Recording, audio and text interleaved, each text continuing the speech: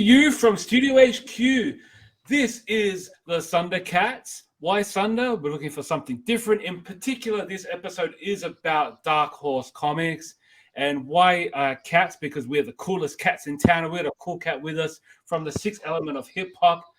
Reno, what is happening? What's good, brother? Just hanging out, man. Yeah, talking comics, right? And then we've got from Truthful Comics and Buying Comics Day, Manny. What's up? It's all good, man.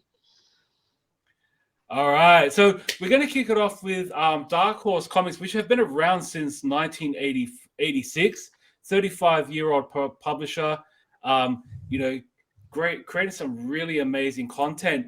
Reno, my man, what are your recollections with Dark Horse over the years?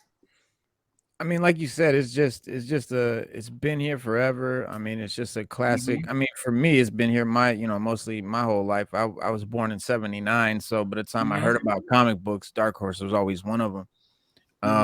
Yeah, and it was just like, they had the Star Wars stuff back in the day. I mean,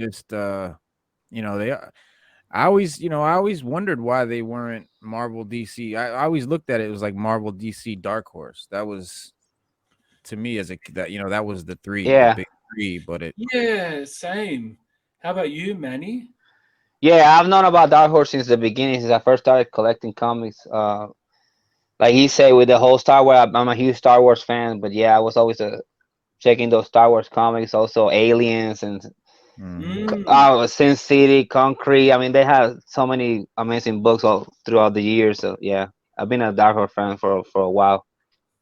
Yeah. And did it have something to do with the Beatles? I feel like one of the Beatles owned it or something, or started it. I don't know. Paul McCartney has it. You never heard that? I don't know. What maybe somebody in the comments let me know what I'm talking about, because there was something about Dark Horse Comics with one of the Beatles, I think. Oh, I'd be intrigued to know about that too. yeah, I think so. Let me. Yeah. I'll double check that later. But yeah, definitely. Well, I'd be really intrigued because I think for me, Dark Horse was the first comic book I actually picked up before I became a collector, and it was one of the Punisher books. Not Punisher, Predator books, and Predator was based on the movie, so I was really just like into it. But upon reading, I thought, geez, this is actually not for kids. And at the time, I was about 12 or 13, and I thought like the book was really, really gruesome and violent. But in saying that, it was true to form, and that's the thing I liked about Dark Horse. I didn't really have anyone to sit back on to say, hey, is this okay?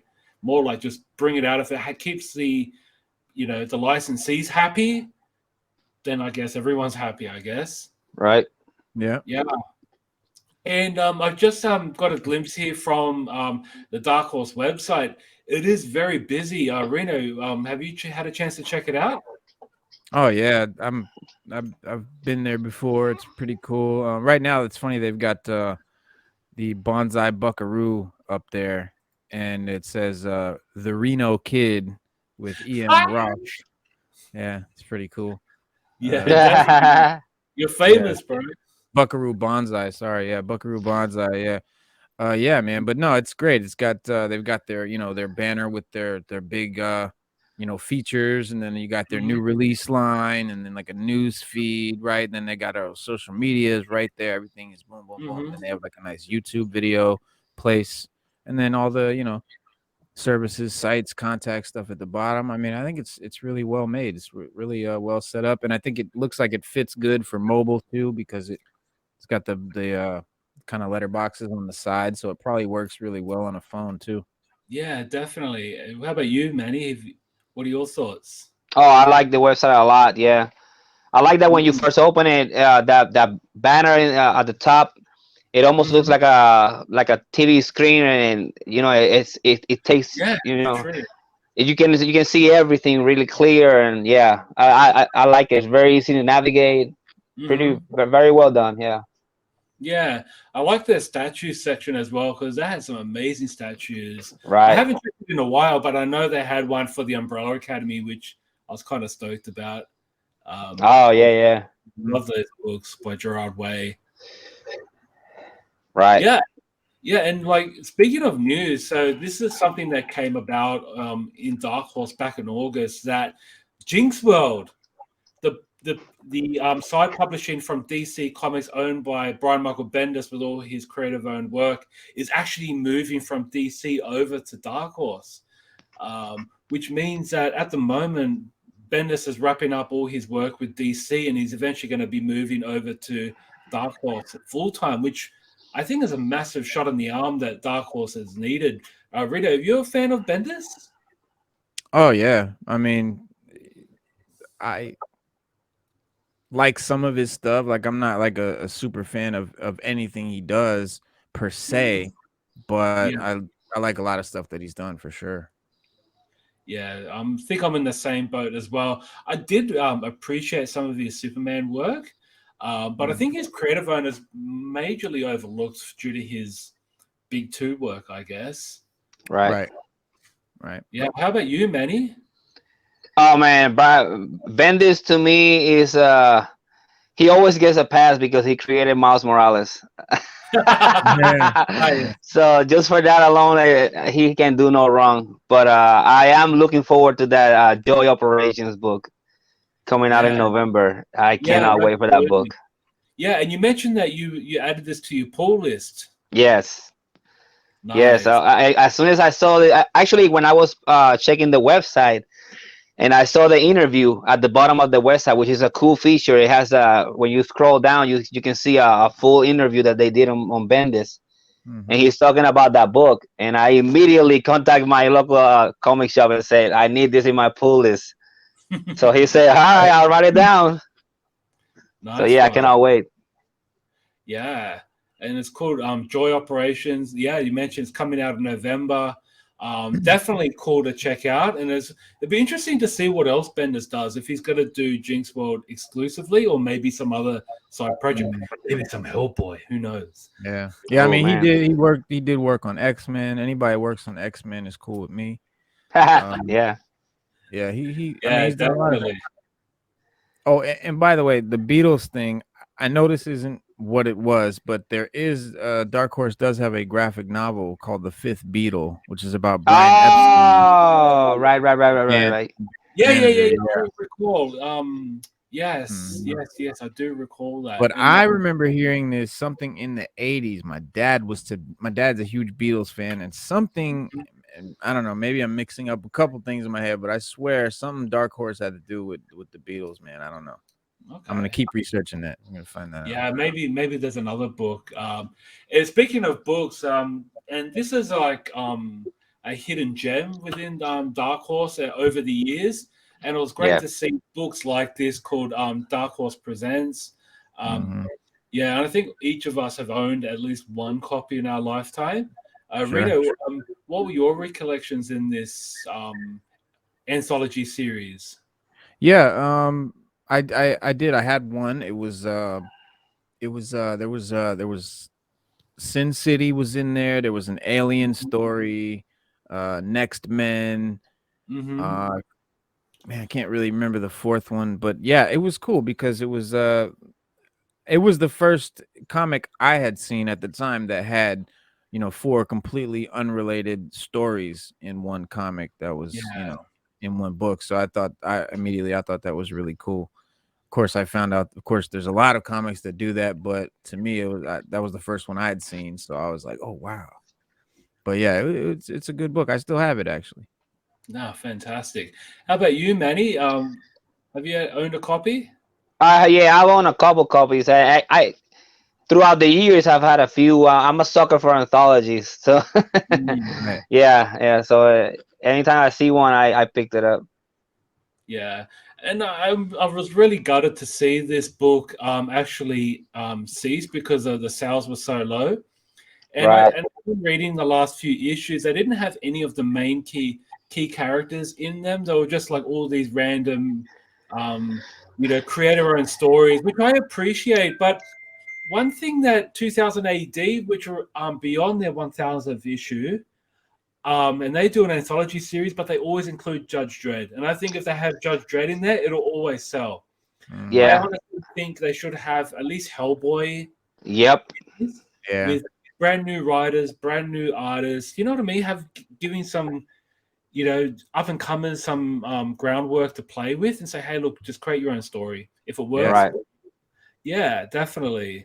Mhm. But yeah, it's kind of sad to see it go. And there's a few more covers over the years, and the mask as well. The mask, yeah. Yeah, totally forgot about this character until I pulled up these images. I think I Yeah, got a giant Dark Horse Presents too. Let me grab it. In the '90s, when the movie came out, it was. Yeah. I remember in Wizard magazine they had a whole bunch of those comics. The mask from Dark Yeah. Horse. I remember very vividly.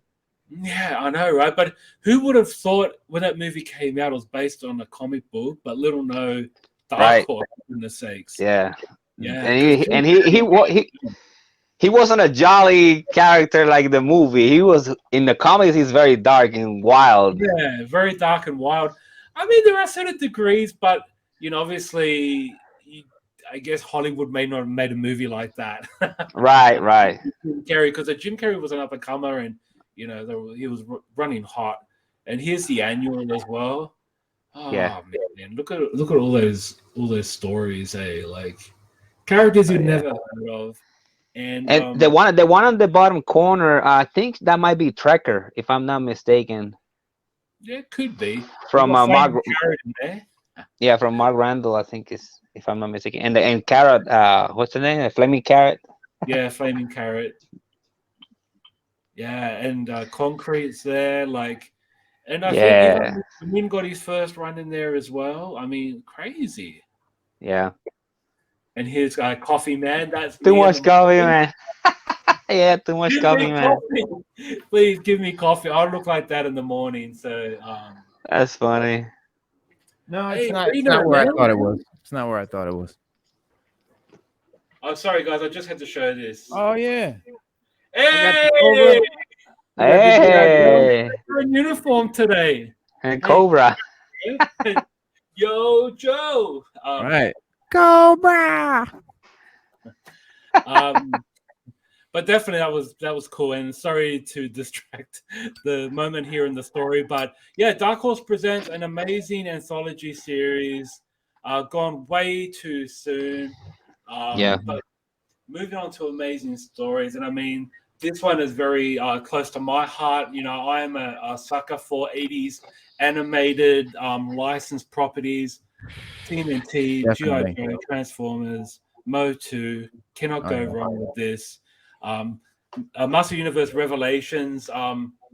Reno, you a fan of the Kevin Smith series? Yeah, I actually was. Yeah, same. It got a lot of backlash. I mean, it got a lot of controversy and whatnot because they thought it was maybe like taking away from He-Man and making it like a woke woman's fest, but it was not to me at all. No.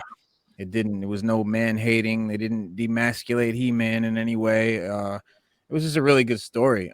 Yeah, same. I thought the same. Yeah. And I this agree. is it. Like, this is the final chapter of the series. It's arrived, and it did not disappoint in the least.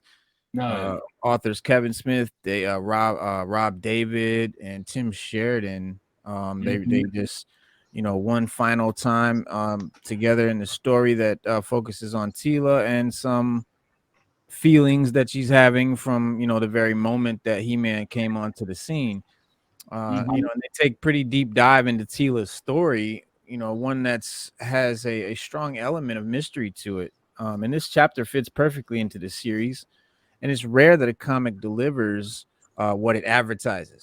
Revelations. You know what I mean? And with no disrespect intended, I have to say this is probably the most well-written Masters of the Universe series in recent memory. Oh, no doubt. The reason is simple, because stuff happens. Sheridan follows the essential show don't tell rule by writers by revealing things that we've never had even questions about. And while the TV series that is based on is not without controversy in the Masters of the Universe fandom, at its core, both that and this comic are really entertaining stories about these characters that have some of us have known and loved for 40 years. Sheridan finally breaks the shackles of the curse that's been placed on licensed comics for decades because he's been allowed to, take the handcuffs off and tell a story where all the toys don't necessarily get put back in the box the way they were found. This issue is one of the most Yeah. entertaining of the whole series, and it's a great resolution to the story that's been running throughout. The writing is solid and entertaining, man. I dig it. Yeah. And Yeah. my takeaway as well, just before I jump into you, Manny, I thought the Yeah. art wasn't the finest, but I appreciate a lot more after reading 2 or 3 issues, 2 or 3 pages. I thought it was a bit too cartoonish, but when I got into it a little bit more, I was like, no, you know what? This is actually really good art. Yeah. Manny, did you think the same way, or what were your thoughts on the art? I do, yeah, yeah. The first page is a little bit jarring, like you say, because you're expecting. At least for me, I was expecting the cartoon art. It's the same, the animation style. So it's a little bit different. So it takes you a couple pages, like you say, to get used to it. But yeah, it's very well done artwork. Wow. Like Reno said, the story actually has meaning, and actually the characters change, and you see many things that in the 80s in the animation that we fell in love with. You couldn't see that because they only show like a short 30-minute thing, and then and it's like episodic. It's not a Mhm. continuous story. And here they actually show you why Tila can never remember. They actually you actually see that she has those feelings of they're hiding something from me, Yeah. which is I would be like, a lot of people were saying, oh, it's all about Tila, so, but I would feel the same way Tila feels. Like I'm Mhm. sacrificing my life since Yeah. since Yeah. since I was a kid, and you guys don't want to tell me what's going on. So Right. Mhm. it's actually very well written. I mean, I loved it. I love the comic. I love the new animated series, and I can't wait for the next season. Yeah. But yeah, it's Same. like the art style is kind of, it's not the 80s cartoon. It's kind of like how what's this the studio like Cartoon Network would do it, version. It's like Yeah. it's cartoony, but it's like a new updated cartoon versus like, because we were in the 80s, our cartoons were drawn more serious, Yes. Yeah, yeah, yeah. Exactly. more realistic in a way. And now Yeah. it's very goofy and It's Yeah. but almost it's like it's almost like a Bruce Team, Michael Avon Oming kind of Yeah. mix. True. Exactly. Yeah, and it took me a couple pages to appreciate it. What I appreciated the most was the facial expressions of Skeletor. Right. Very hard to do, and I and thought you it nailed it. and you actually see depth on Skeletor. It's not Yeah, the same cartoony villain like, I'm gonna destroy you. You yeah, actually see that he actually has some sort of reverence he's for thinking. Evelyn. Yeah, for Yeah. Evelyn, and he actually says, "You remember this place? You remember that you rescued me, and I told you I was gonna give you power. Well, today is that day." And then you're like, wow, you would think that he feels like all his people are imbeciles. Like he always say, I'm surrounded by idiots. Or, Right. but he actually has some type of reverence for her. yeah, Yeah. definitely. But definitely worth a pickup. And you guys recommend it as a trade if when it comes out. Oh, no doubt. Oh yeah, I think so for Fantastic. sure. Yes, no doubt. Yeah. Okay. This book here is a visual masterpiece, in my personal opinion. I had a Yes. look at the cover when Manny chose this, and my mind was blown. How about your mind, Reno? What were your thoughts on this title? Yeah. No. my mind is Hiroshima is done. Completely Yeah. blown. This is a really beautiful comic book, folks. Mm. With incredibly vivid coloring on every page. Even the opening sequence where Vale is walking into the town full of pinks and oranges and video game style colors. It reminded me of like Street Fighter game. Hell yeah. And Definitely. the character designs are likewise excellent, with each character feeling like a lost member of the cast of a manga or an anime show. Very stylistic, from Vale's face paint to Timor's armor to Krista's very impressive head of hair. And one of the tags that's used as a promotion for the comic book was that the creators took inspiration from the original Dragon Ball series. And even Right. though that series continues with Dragon Ball Z and Dragon Ball Super. The fact that this comic series uses such an iconic component of popular culture was enough to capture my attention. Yep. And fans of the series know what happens to Goku and his friends, but I haven't seen too many stories about what happens after the hero saves the world. It's an Yeah, interesting true. premise that's sure to bring up themes of like regret, resentment, what a new meaning of life could look like. Right from the start, like OCO's artwork quickly sets the mood for like the overall tone of the story. Aside from it being aesthetically pleasing, it's also perfectly captures how calm or pleasant the world kind of is now. All the light and blending of colors lets the readers know that everything is at peace. Even Hmm. before any of the characters are officially introduced, right off bat, this is not a dark time for the Empire. And on Right. top of that, all the characters are uniquely designed to fit their own personalities. Their Hmm. powers haven't been revealed yet, but Vale is more laid back design. Timor is much more reserved design. They tell a story, and Ocio has managed to create unique designs for characters and the world they live in, which is Yeah. already shaping to be a major high point for the series. The Hmm. friendship dynamics between the characters introduced in this issue are incredibly well done. It's one thing Hmm. just to list the characters and hop straight into the plot of the series, but this issue sets an entire series apart from others, offering an inside look into their relationships without revealing too much. But Hmm. it's evident that they all have history with each other, and that Yep. everyone but Timor trusts Vale. From the looks of things, it seems as if this distrust comes from the like jealousy that Timor wasn't the one who saved the world by killing, the big bad. All that resentment could have easily built up over the years. And it's clear to me that the creators really did take inspiration from the Dragon Ball series, especially between like the friendship of Goku and Vegeta. To Mm. carry that same dynamic. But Yep. after just one issue, this already is one of the comic series I definitely am going to start reading. Aside from the inspiration, the premise is what really drew me in. There's Yeah. countless stories about the glory days of heroes, but rarely do we get a glimpse of what happens after everything is done. Mhm. I'm not quite sure what to expect out of the rest of the series, but this struggle about what to do after fulfilling a major purpose in life is an intriguing theme to me. If you're Mm. wanting something fresh, something weird, something exciting, something new, this is definitely a comic for you. Yeah. I couldn't agree more. And no one left to fight part two. I wonder what part one would be like because this was just mind blowing. But Manny, like it's very rare that you see an absolutely gorgeous cover, but the interiors match what you actually had on the cover. What do you? Absolutely. Absolutely. This book is. I swear. I've looked at this book nonstop for like a week. Every day I flip through it.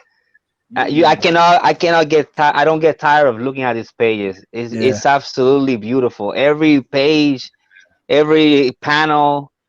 It's an actual alien world that looks amazing and looks weird and colorful, and very colorful. the story adds to the magic, to the mystery, because like Hmm. Reno said, it's basically the main battle is done. He won, and it cost him the main character. It cost him a veil, I think his name. It cost him that he's dying because of everything that has happened. He's Yeah. saving the world constantly, so now he's about to die. And now I guess the adventure will be trying to find a cure for him. But there's this resentment because he used to date this girl that is now married and have kids with his best friend. Yeah. So it's this whole relationship, and how do you deal with my ex is her ex is dying, and he's the main hero, and now the husband is in the middle, like, wait, she's my wife now. Yeah. It's very well, and you can tell that there's a lot that the creators have thought about, and I cannot wait for the next issue. But also, it was funny is that it says it's the what's the name of the book, no one left to, oh my god, then No one left to fight. no one left to fight, no one left to fight, exactly, it's number two, it's like Street Fighter Two. 2. I don't think Yes. there is a one. I Oh, think, no way. yeah, I think that's just the name they put on it. But it's because it's that notch Yeah, to Street Fighter 2. Yeah, I because was looking no one into would it, play but I Street don't know. Fighter There 1. might, yeah, it could be like that. You're right. I mean, there was a Street Fighter one. A Yeah, lot of I people know, don't know but about it, but but most people but it don't was, know about it. Yeah, no don't know about it, and it was so different that it might as well have been a completely unrelated game. Exactly. exactly. Yeah, Yeah, it was a terrible game. that's a good. Yeah, Yeah, it was, but that's a good point, Manny. Man, that's a really good point. And I hope they did that too, because that just makes it that Yeah, much cooler. same. yeah. And they take a lot of. See, this is the thing. They take a lot of how do you say, inspiration from Inspiration. different things, but they Yeah, do it in an amazing way. Like for example, it starts with like a speed chase or like a race or something, and I can yeah. I can totally feel Speed Racer. Mm, The chase and all that stuff, but they do it in a way that, yeah, it's a notch, but it's nothing like it. But you can, if you are a follower, if you love manga or anime, Yeah, okay, that feels like that. You yeah, see their costumes and their physique is like Dragon Ball Z or Ryu and Ken. yeah, yeah, It has a lot of anime, robotic arms and stuff like that. So they take a lot of references and ideas from anime and manga, but they do it in their own unique, amazing way. yes. definitely. And I like their flashback scenes where the panels are like black and white, or just mainly gray. But I love that. Yeah, It looks Yeah, absolutely amazing. yeah, yeah. but it's still purple. You Oh know, yeah, It's like I sepia. love it. Yeah, it's Yeah, in sepia colors. yeah, Yeah. yeah, true. yeah. I love that. Yeah, like you didn't really have to read the previous books to get your head around it, but definitely want to pick Right. up. You Yeah. For agree, sure, guys? for sure. Yeah. All right. Oh my God. Yes. Moving on to a new licensed property now. This is Stranger Things, The Tomb of Yuen. I mean, sorry if I'm butchering the pronunciation.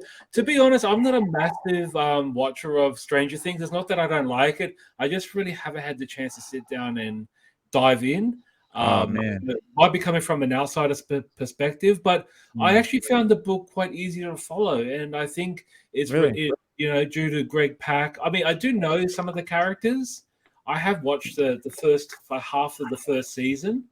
I've just never really had a chance to go back in and just dive in and just binge watch, which I probably will do at some point. But You yeah, should. It gets yeah, better. It's an tell amazing, me, yeah, amazing I've been show. told that many times. It's just I haven't had the Yeah, chance. I'm sure. Yeah, I'm sure. Yeah, It's but up there. It's definitely, like I mean, Game of Thrones, Sopranos, Stranger Things. It's up there. well, yeah, I've got 2 out of 3, so I'm almost there, Reno. There you go. All right, okay, Reno. So, being a fan, were you impressed with this book?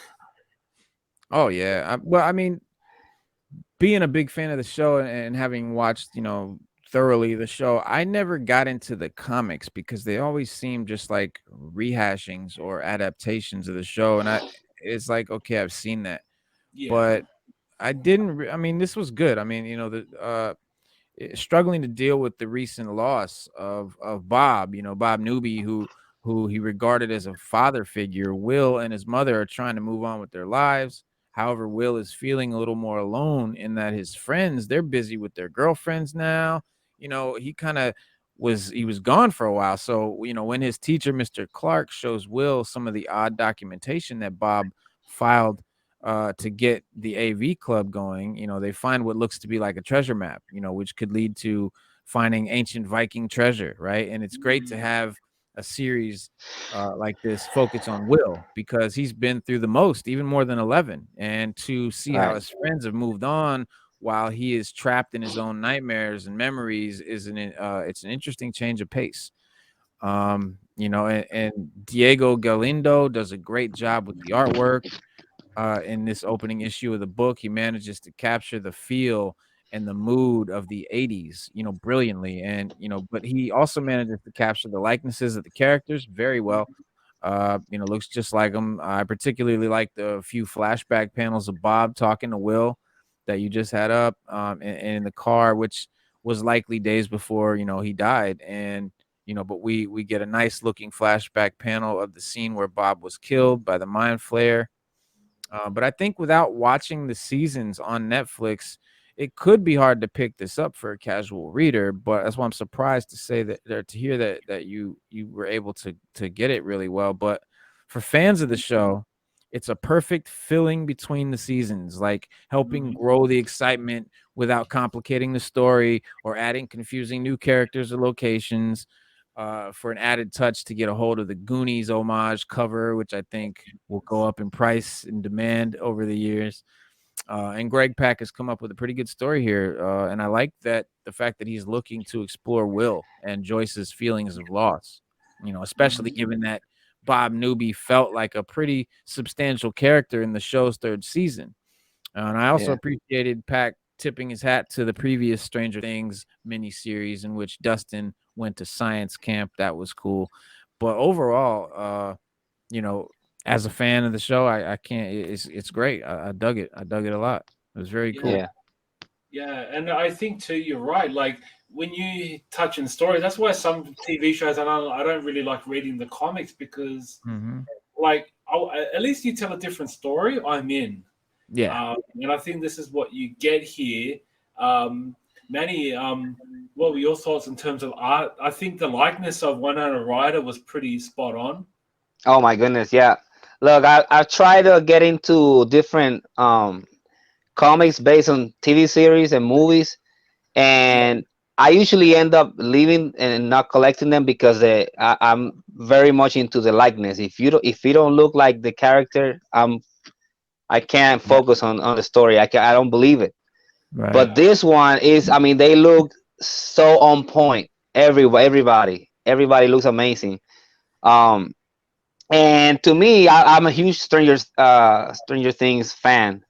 Me and my wife, we watch that religiously, Yeah. and it's like an episode. I read this, and it's one episode from the next season. It literally from the beginning to end. I love the story. And really nothing much happened except they found that map and stuff, and he's dealing with like Reno said, with the feelings of loss and losing somebody important to him.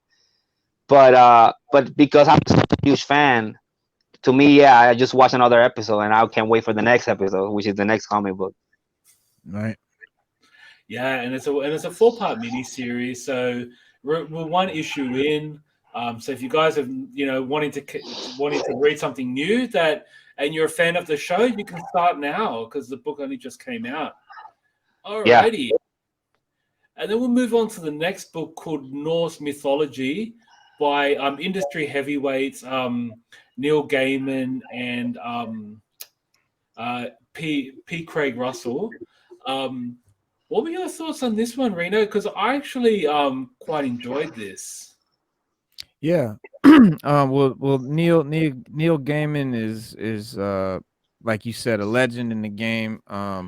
Definitely one of my icons that I look to, and I love his stuff, his Sandman stuff, American Gods. Like he's a beast, and I love mythology, and whether it's Greek, Roman, Egyptian, Norse, Japanese, whatever, I dig it. And so when I found out he was doing I was like, oh yeah, I'm all over that. And this number 4 continues the story of Loki's deal with the mysterious builder. The wall is growing faster than anyone could have ever imagined possible. However, if the stranger completes his task on schedule, he gets the sun, the moon, and Odin's wife Freya. Loki's trickery is on full display. Interestingly, it is a theme that sustains 2 stories here. All right. The first scenario reminds the reader of Loki's shape-shifting ability. The trickster transforms into a chestnut mare, which allows Loki to seduce the builder's horse, Zvildarfari, I don't know how you say it, and lure him into the woods. Loki does not return from the woods for 1 year after that escapade. The builder struggles to complete the job without his companion. As guardians smell the blood in the water, they quickly swarm. Soon Freya pokes fun at the builder. The builder loses his temper. He threatens to take his prize, and it just everything is bing, bing, bing, and they capture the real story of mythology so well. Eventually Loki reappears among the Asgardians, includes a new addition. Sleipnir is a beautiful 8-legged horse created when the trickster's God's seduction of Zvoltari works so well. The coupling that ensued results in a siring of a rare cult. It's a sore subject with Loki, and anyone that any of the Asgardians know not to bring it up in his presence.